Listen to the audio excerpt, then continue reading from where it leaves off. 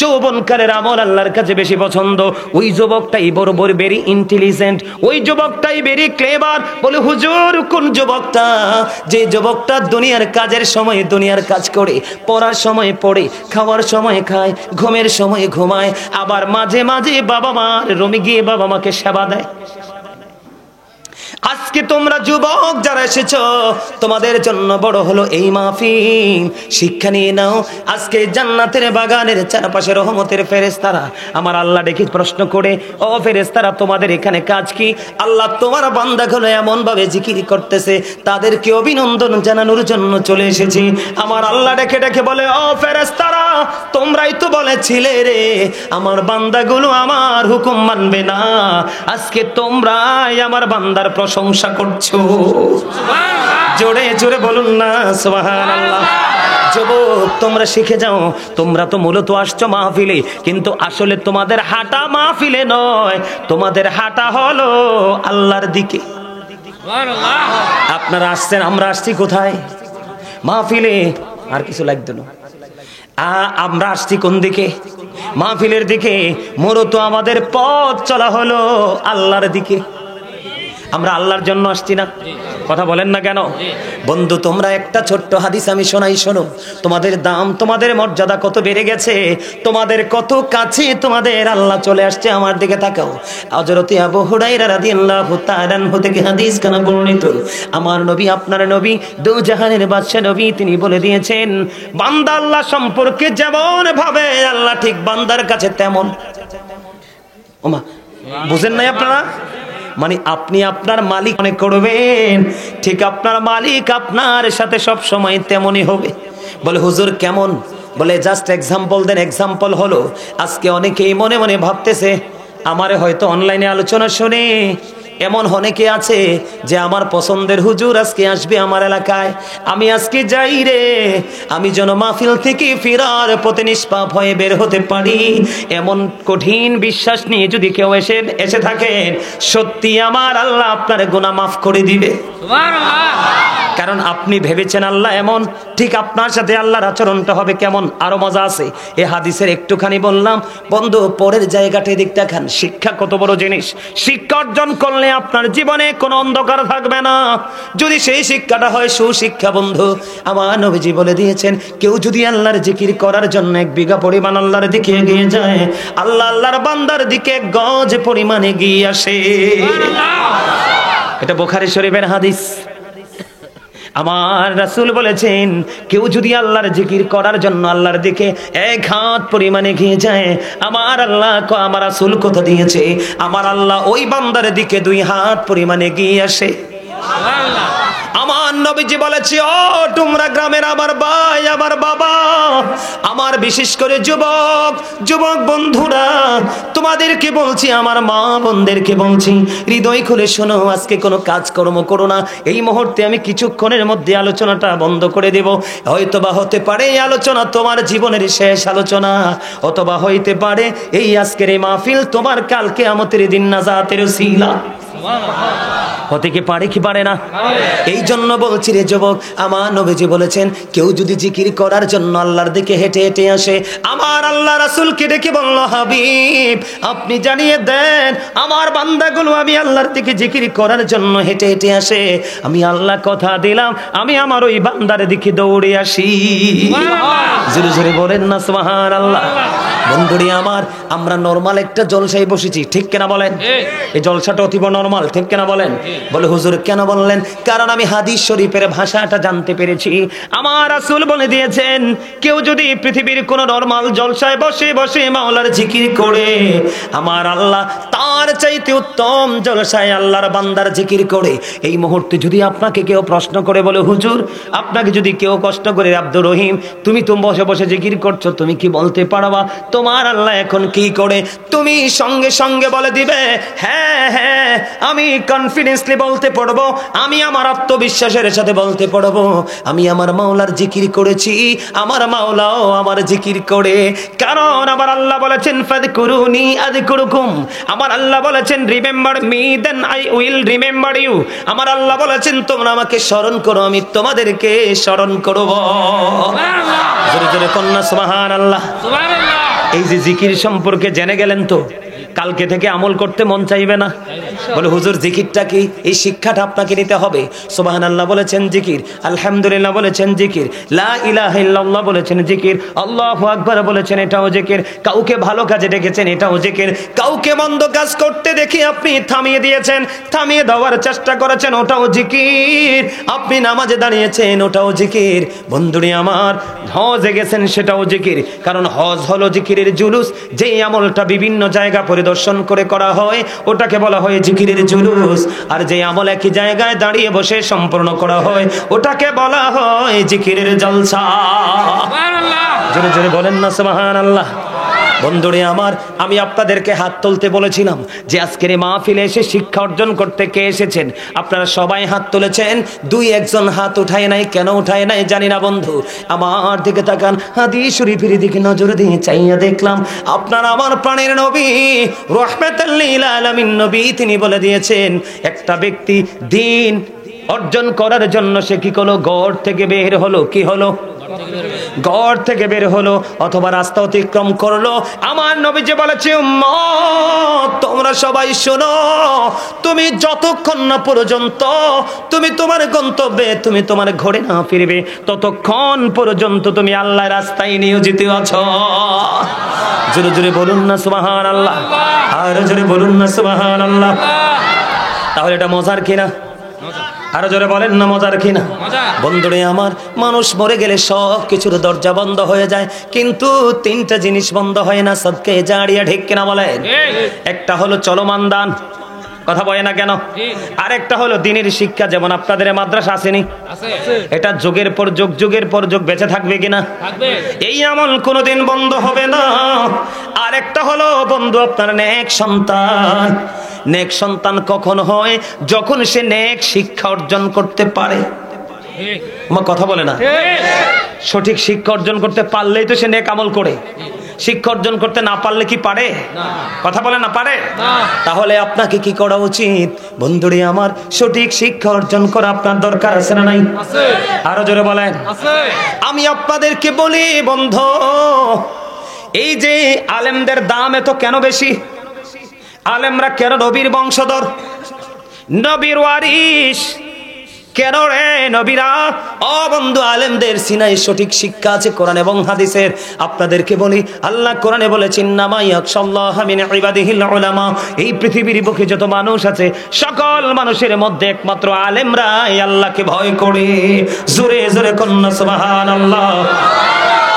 ডোমরা গ্রামের মানুষ, আমার ভাই, আমার বাবা, সবাইকে বলছি হৃদয় খুলে শোনো, যেই আলেম, ও বন্ধু, যে আলেম সম্পর্কে আল্লাহ ওয়াজ করলেন, পৃথিবীর বুকে একমাত্র আলেমরাই আল্লাহকে ভয় করে, আর যারা ভয় করে তারাই তো সফল।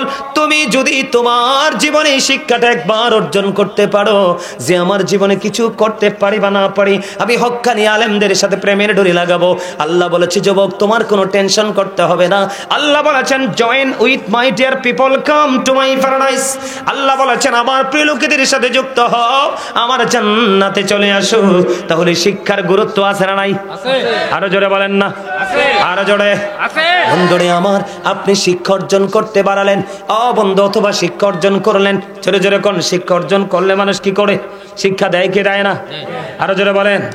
এর মধ্যে শ্রেষ্ঠ আইন হলো আমাদের কোরআন। কথা বলেন না কেন? খায়রুকুম মান তাআল্লামাল কুরআনা ওয়া আল্লামা। আছে না নাই? কথা বলে না কেন? ছোট্ট কালে মুক্তবে পড়াইছি নি বাচ্চাদেরকে? বলেন না, পড়াইছে না? ছেলেরা পড়ছে কিনা? বন্ধু আমি আপনাদেরকে বলি, উত্তম হলো ওই ব্যক্তি যে নিজে কোরআন শিখে এবং অন্যকে শিখায়। জোরে কন্না সুবহানাল্লাহ। বন্ধুরে আমার, যিনি শিখে এবং শিখায়, যারা শিক্ষা অর্জন করে এবং শিক্ষা অর্জন মানুষকে শিক্ষা অর্জন দেয়, শিক্ষা দেয়, কি করে শিখায়? বন্ধুরে আমার, যে আপনি যখন শিক্ষা অর্জন করবেন অথবা শিক্ষা দিতে থাকবেন, আপনার মর্যাদা এত বেশি বেড়ে যাবে। হাদিস শরীফের মধ্যে এসেছে বন্ধুরে আমার, আবার আপনার প্রাণে নবী তিনি জ্বলে দিয়েছেন, আপনার জন্য সব কিছু বন্ধু মাগফিরাত কামনা করতে থাকে। ইভেন সমুদ্রের তলদেশে মাছ আসেনি? পোকামাকড় আসেনি? এই পোকামাকড় পর্যন্ত আল্লাহর দরবারে আপনার জন্য মাগফিরাত কামনা করে ক্ষমা চায়। জোরে জোরে কন্যা সুবহানাল্লাহ, আর জোরে বলুন না সুবহানাল্লাহ। তাহলে আমাদের শিক্ষার দরকার আছে না নাই? ও বন্ধু এদিকে তাকান। আব্দুল্লাহ ইবনে মাসউদ রাদিয়াল্লাহু তাআলা আনহু থেকে হাদিস কানা বর্ণিত, আমার নবী, আপনার নবী, দু জাহানের বাচ্চা নবী, তিনি বলে দিয়েছেন তোমরা পৃথিবীতে দুই শ্রেণীর মানুষের সাথে কম্পিটিশন করো। কয় শ্রেণীর? আরো বলেন কয় শ্রেণীর? দুই শ্রেণীর মানুষ। একটা হলো সমাজের সুশিক্ষিত মানুষ। কি? সমাজের সুশিক্ষিত মানুষ, যিনি তার শিক্ষার আলো দিয়ে জাতির মধ্যে আলো ছড়িয়ে দেয়। কি দেয়? জাতির মধ্যে আলো ছড়িয়ে দেয়। ওই শিক্ষার কারণে সমাজ থেকে, জাতি থেকে অন্ধকার দূর হয়ে যায়। আমার নবীজি বলেছেন আরেকটা হলো তোমার আমার সমাজের মধ্যে হালাল উপার্জনের মাধ্যমে ধনী হইছে। আছে না নাই? ধনী লোক আছে না? যেমন একটু আগে শুনলাম আমি মাদ্রাসা থেকে একজন ৬৩,০০০ টাকা দিছে, তাই না? কত হাজার? কথা বলে না? কত হাজার? ৬৩,০০০। একজন ৬৩,০০০ টাকা দিয়েছে, আমি ওই মাদ্রাসা থেকে শুনেছি। বন্ধুরে আমার, আপনি আপনার সমাজের যিনি ধনী, তিনি তোনার টাকা শুধু দিনের কাজে, ভালো কাজে মানুষকে বিলিয়ে দেয় দান করে, আপনি তার সাথে কম্পিটিশন করে। সুবহানাল্লাহ বলেন না? কার সাথে?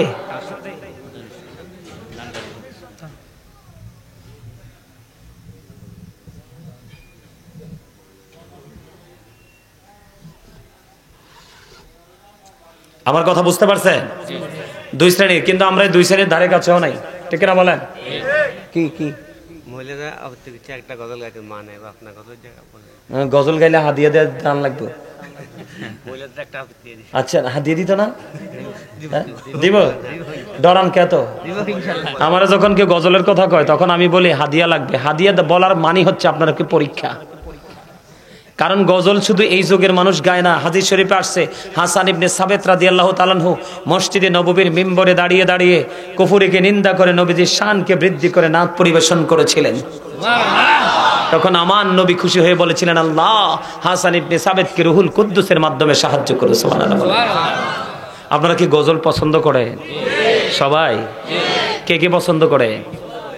ওমা সব দিয়ে আসে, আমি তো বলবো যে এতক্ষণ কি তারে।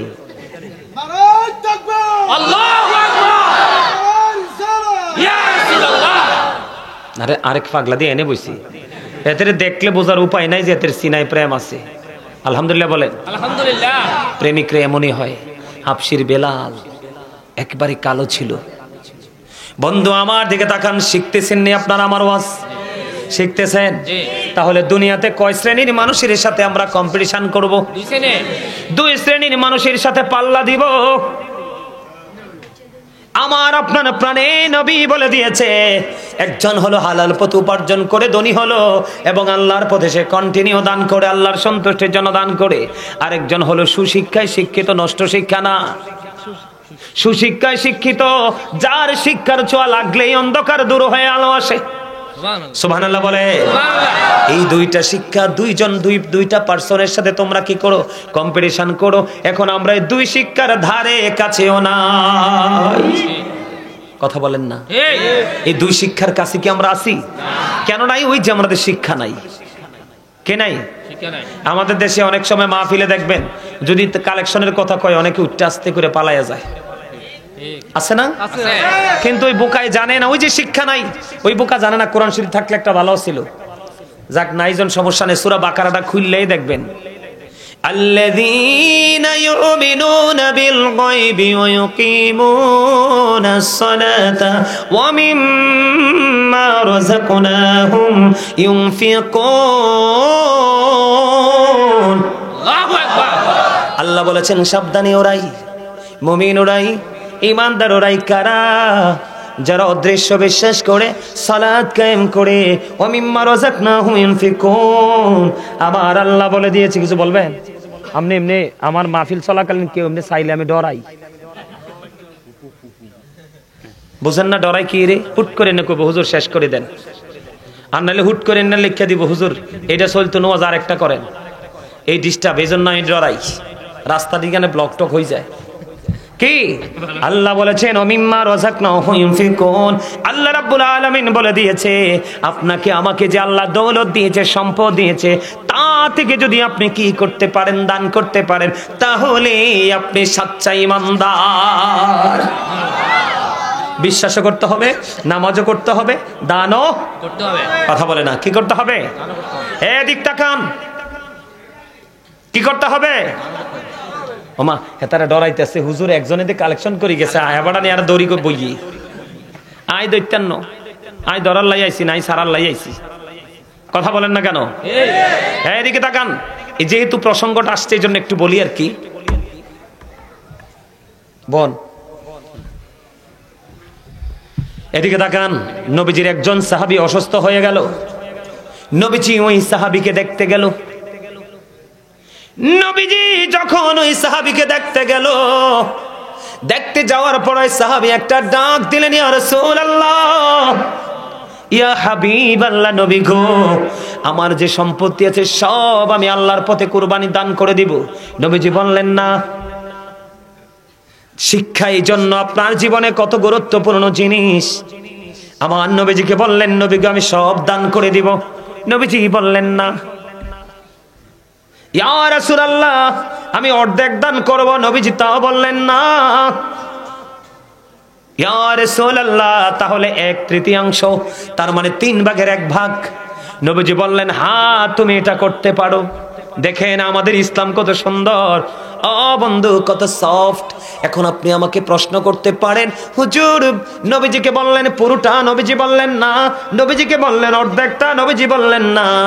1/3, 3/1। তখন বললেন নবীজি, হ্যাঁ। ও নবী, কেন গো? আমার নবীজি বললেন, তুমি যদি পুরোটা খরচ করে ফেলো তোমার সন্তান হবে মিসকিন। আমার কথা কয় না? যার কিছু নাই সে তো মিসকিন। আমার নবীজি এই কারণে তাকে না করলেন, তুমি যদি অর্ধেক দান করে দাও তাহলে তোমার সন্তান হবে ফকির। এই জন্য তুমি ওই দান করো না যেই দান তোমার সন্তানকে তোমার ইন্তেকালের পরে ভিক্ষুক বানাই দেয়। তোমার মরার পরে সন্তান অন্যের দুয়ারে দুয়ারে গিয়ে ভিক্ষা করে। এই জন্য নবীজি প্রথমবার না, দ্বিতীয়বার না, তৃতীয়বার হ্যাঁ বললেন, সন্তানের জন্য রেখে যাও এবং তুমি তোমার ওপারের জন্য পাঠাও। বলে হুজুর কেন পাঠাবে? শিক্ষা মনে রাখেন, আব্দুল্লাহ ইবনে মাসউদ রাদিয়াল্লাহু তাআলা আনহু থেকে হাদিস বর্ণিত, আপনার আমার প্রাণের নবী সরকারে মদিনা ইমামুল মুরসালিন রাহমাতাল লিল আলামিন, তিনি একদিন সাহাবায়ে কেরামদেরকে বললেন, তোমাদের মধ্যে এমন কি কেউ আছো যে নিজের সম্পদের চাইতে ওয়ারিসের সম্পদ বেশি পছন্দ করো? ইয়া রাসূলুল্লাহ, ইয়া হাবিবাল্লাহ, নবী, না না না, আমাদের মধ্যে এমন কেউ নেই যে নিজের সম্পদের চাইতে ওয়ারিসের সম্পদ বেশি পছন্দ করে। এখন আপনার আমার প্রাণের নবী পুনরায় আবার ডাক দিয়ে বললেন, তোমার ইন্তেকালের পরে তুমি যা দান করে যাও তা হলো তোমার নিজের সম্পদ, আর যা তুমি রেখে যাও তা হলো তোমার ওয়ারিসের সম্পদ। তার এক্সাম্পল হলো আপনার দাদা বাবাকে দিয়ে গেছে, বাবা আপনাকে দিয়ে গেছে, কিন্তু মরার পরে আইসা আর মালিকানা দাবি করতে পারে নাই।